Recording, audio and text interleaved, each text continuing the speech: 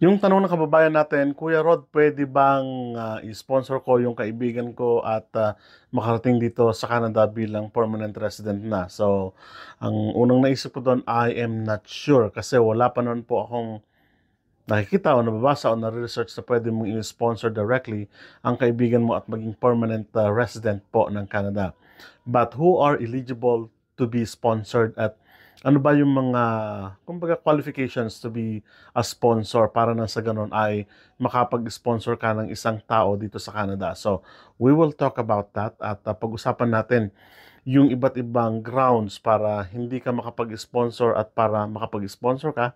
On the other side naman, para ma-sponsoran ka o para hindi ka ma-sponsoran. So yan ang pag-uusapan natin ngayon at sana ay makapulot kayo ng ideya kahit na papaano. No? So let's dive into it. Alam natin na maraming iba't ibang sponsorship ang si IRCC, di po ba? Pero ang focus natin ngayon ay sponsor your spouse, partner, or child. So, tignan po natin yung process, ano? Po dito, if you are eligible, you can sponsor your spouse, your partner, or dependent children to become permanent residents of Canada. If you do, you must be able to support them financially. O kaya naman, make sure they don't need social assistance from the government. So, ibig sabihin, solely, kailangan po maitayo mo yung family, no?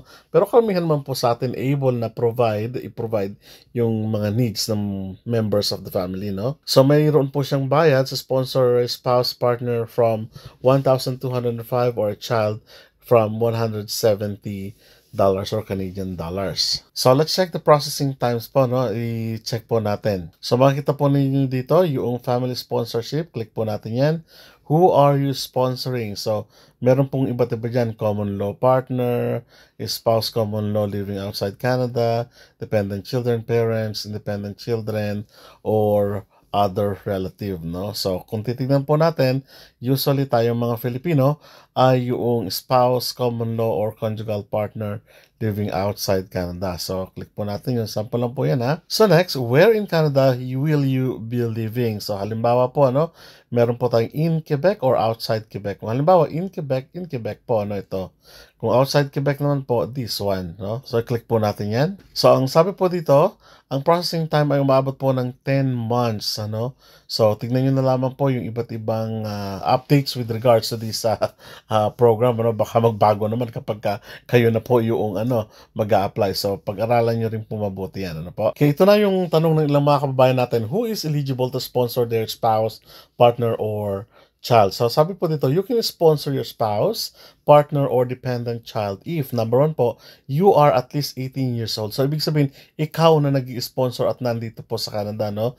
Pwede pong sabi dito, you are a Canadian citizen or a permanent resident of Canada or a person registered in Canada as an Indian under the Canadian Indian Act. O kaya naman, if you are a Canadian citizen living outside Canada, you must show, so nabahalaga po ito, ha?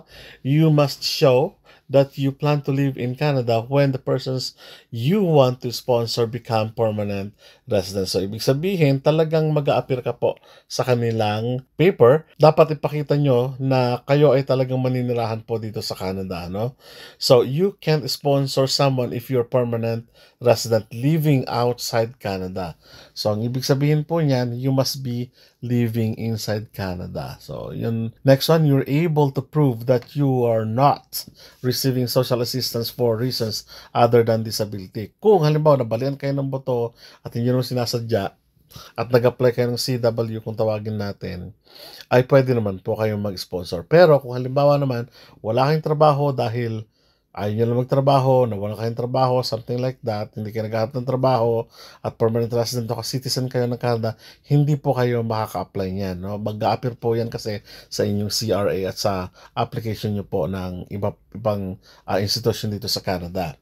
Another one, you can provide for the basic needs of any persons you want to sponsor. So, kailangan lahat ng basic needs ay ma-prove ninyo na kaya po ninyo talaga silang i-sponsor pagdating po nila dito sa Canada. So, if you live outside Quebec, to become a sponsor, you must promise to financially take care of the person you are sponsoring for a special period of time. We call this promise an undertaking. Ang una po dito, providing financial support for your sponsored family members starting when they become permanent residents. Ano? Repaying any provincial social assistance your sponsored family members get during that time. So also, you and your sponsored family members need to agree to certain responsibilities during the undertaking period. We call this sponsorship agreement. So ano po yon? So una, you'll provide the basic needs of your sponsored family members, and of course, the person sponsoring will make every effort to support themselves and their family members. So, ibig sabihin lang po niyan, dapat may intention sila na magtrabaho dito po sa Canada. So nangangahulugan, yung iba pinagagawa pa ng resume eh. Halimbawa po sa parents and grandparents, pinagagawa sila ng resume kasi yung age nila kung minsan ay nagmamatter din po. No? So income requirement naman po tayo. In most cases, there isn't an income requirement to sponsor your spouse or partner dependent child. You only need to show that you have enough money to meet income requirements. If, una po, you're sponsoring a dependent child that has one or more dependent children of their own. Una, pangalawa naman, you're sponsoring a spouse or partner that has dependent child and their dependent child has one or more children of their own. So, malinaw po yan, ano? So, kung titingnan po natin, meron po kayong gagawing financial evaluation at titingnan nyo po yan, ano? At makikita nyo po doon kung ilan ba dapat yung i-provide nyo. Sabi doon, wala naman talagang specific, but they are encouraging na, syempre, ay medyo mataas din para makita yung tinatawag nating support para sa iyong mga sponsor po. So if you live in Quebec, you must meet Quebec's immigration sponsorship requirements. Ano? After we approve you as a sponsor, you must sign an undertaking with the province of Quebec. So the Quebec Ministry in charge of the immigration will assess your income. So, ibig sabihin lang po nito na dapat mag-venture kayo dito sa Quebec's immigration sponsorship requirements at tignan nyo po mabuti kung kayo ay qualified or not. So, try to dig in, make a research about Quebec immigration. So, ito na po, no? Who cannot sponsor their spouse, partner, or child? So, sino yung hindi makapag-sponsor yung pang-ibig sabihin yan? You can sponsor your spouse, partner if, sabi po doon, you are less than 18 years old. Kabaliktaran po kanina, na 18 years old. You won't live in Canada when person you want to sponsor become permanent resident. So, wala kayong interest, no? You are not a Canadian citizen or permanent resident of Canada or a person registered in Canada as an Indian under the Canadian Indian Act. So, ibig sabihin, dapat ma-prove nyo po yung tatlo na yan, no? Either citizen ka, permanent resident na nandito sa Canada. Yun lang po ibig sabihin yan. Number 3, you're temporary resident. That is, you are visiting, studying, or working in Canada on a visa or permit. So, hindi po pwedeng mag-sponsor ang visitor's visa. Malinaw naman po yan. And of course, yung work visa, pero may iba po na kung tawagin natin ay, ibig sabihin, sa permanent residency po ito ha. Pwede nilang invite yung kanilang family, but of course, yung open work permit, student visa, parang ganon. Pero, hindi pa pwedeng maging permanent resident. So, your permanent residence application is still in process. You must have permanent resident status at the time you submit your permanent or sponsorship application. So, of course naman, dapat may pakita mo na ikaw ay permanent resident.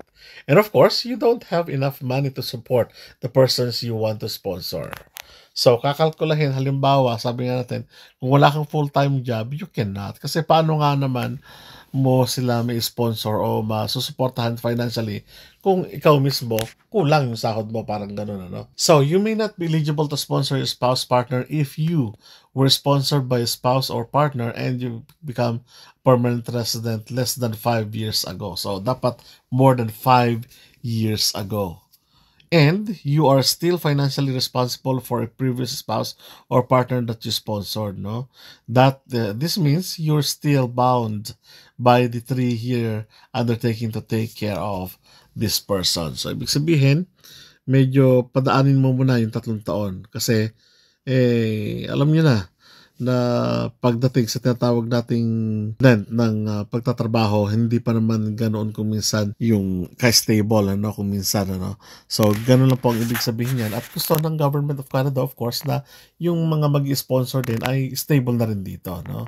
So, you may not eligible sponsor your spouse, partner, or child if you, number one, you have already applied for sponsorship, the spouse, parents, grandparents you are currently seeking to sponsor, and a decision on the application hasn't been made. So, hintayin muna na ma-approve yung unang in-sponsor mo bago ikaw.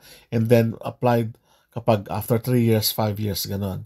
So, if you are in jail, prison, and penitentiary, ayaw natin yan. Then, pay back una, immigration loan, performance bond, court order, family support, such as alimony or child support. So, pagka ganito, mangyari, hindi po kayo makakapag-sponsor, no? Didn't give the financial support you agreed to when you signed sponsorship agreement to sponsor someone else in the past. Kaya nga, ipakita nyo na talagang kayo sagot, parang gano'n. But not necessarily, no? Declared bankruptcy and are not discharged. Yan. Masyadong maraming utang, nag-declare ka ng bankruptcy. Receive social assistance kapag ikaw umaasa sa gobyerno, no? Halimbawa, naka-EI ka for a very long period of time. Employment insurance pang ibig sabihin nun kapag nawalan trabaho. You were convicted of attempting, threatening to commit or commit a violent criminal offense. Yan, hindi po pwede yan. Sexual offenses, hindi po pwede yan. Offense against the government, hindi pwede yan. Cannot legally stay in Canada and must leave the country because you receive removal order. Ayaw po natin yan, ano? So, there may be other reasons that make you ineligible to sponsor your spouse, partner, or child. If you determine you're not eligible sponsor, we'll tell you why. Okay, now, who you can sponsor? Una, your spouse. Dapat legally married to you o kaya naman at least 18 years old, no? So, your spouse can be either sex and must be, yun na binanggit natin, ano? So, asawa o kaya naman pangalawa, yung common law partner. So, yung common law partner isn't legally married to you, can be either sex, so is at least 18 years old, has been living with you for at least 12 consecutive months, meaning you've been living together continuously for 1 year in a conjugal relationship. Dapat ma-prove po ninyo yan. So, any time spent away from each other should have been a short or temporary, hindi permanent, ano? If you are, or if you, your common law partner, choose to end the relationship, you consider the relationship to be over. You need to give proof of your common law relationship. So, proof, no? So, another is the conjugal partner, no? Sino po sila? Isn't legally married to you or a common law relationship with you, cannot be either sex, is at least 18 years old, and has been in a relationship with you for at least 1 year, no? Living outside Canada and cannot live with you in their country of residence or marry you because of significant legal and immigration reasons such as, number 1, marital status, sexual orientation, persecution. Yun po yung mga grounds para masabi na kayo ay nasa conjugal partner, no? And of course, yung dependent children ninyo, kung nagtatanong kayo, gaano ka tanda, no? So, children qualify as dependents if they meet both of these requirements. Una po, dapat under 22 years old. No? Para sobra ng 22, ay hindi na pwede. They don't have a spouse or common law partner. Dapat 22, single and dependent po sa inyo. No? Pero kung 22, halimbawa 19 years old, 18 years old, may pamilya na, hindi na po pwede yan. No? So, children 22 years old or older qualify as dependents if they meet of these requirements. Una po dito, sabi dito, they are unable to financially support themselves because of a mental or physical condition. They have dependent on their parents and financial support before or since before the age of qualified po yung mga yan. Okay, so eligibility of people you're sponsoring, no?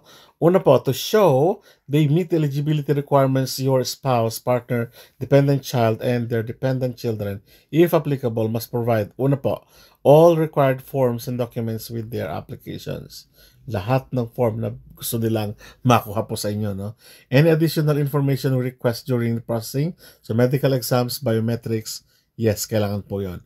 You cannot sponsor someone who is inadmissible to Canada. Ibig sabihin, yung may mga kaso, may mga sakit na malala na hindi na makabangon, inadmissible na po sila, no? At hindi na pwede sa Canada. This means they are not allowed to come to Canada. So, paano po mag-a-apply? Sabi po dito, to apply, sponsor your spouse, partner, or child, there are 2 applications. Una, you must apply to become a sponsor. Ikaw po yan. Pangalawa, your spouse, partner, or child must apply for permanent residency. So, ibig sabihin, PR na po agad ang babagsakan ng inyong member of the family. Alright, so yun na po yun, ano? Sponsoring your spouse, partner, child. So, pwede naman po yung iba, kaya nga lang sabi natin, must be a member of the family. At ayon na rin po sa eligibility na binanggit na natin. Katulad din po ng eligibility ng sa parents, grandparents, may sinusunod. Pero sabi nga natin, yung mga kaibigan so far, ay wala pa naman tayong specific na program. Ang alam ko ha, correct me if I'm wrong, comment down below po, no? Kung alam po ninyo yun, na wala pa naman talaga tayong specific na program or pathway para sa mga kaibigan natin na pagdating dito ay PR na. It's only for parents, grandparents, and of course your partner, spouse, and your children or child under 22 years old. So I hope ay naging malinaw sa inyo yung sponsorship for family, kung sino-sino yung mga dapat ninyong sponsoran, ano. So malinaw na sinabi doon na wala namang masama kung itatry, pero ang sabi nga natin ay hindi pa ganun kalawak yung sponsorship in terms of yung mga kaibigan ninyo na pwede yung sponsoran papunta po dito sa Canada. So I'm sorry na hindi sila qualified muna, no. Pero may mga pamamaraan para makarating sila dito, katulad ng invitation para maging visitors, para makakuha sila ng visitors visa, o kaya naman ay makapagtrabaho kung meron silang job offer at transform sila, o kaya naman makakuha sila ng tinatawag nating permanent residency later on sa later part, no, ng kanilang application. So, yun po muna sa ngayon at maraming salamat po. Kita-kita po tayo sa mga susunod na vlog. Hanggang sa muli po, paalam.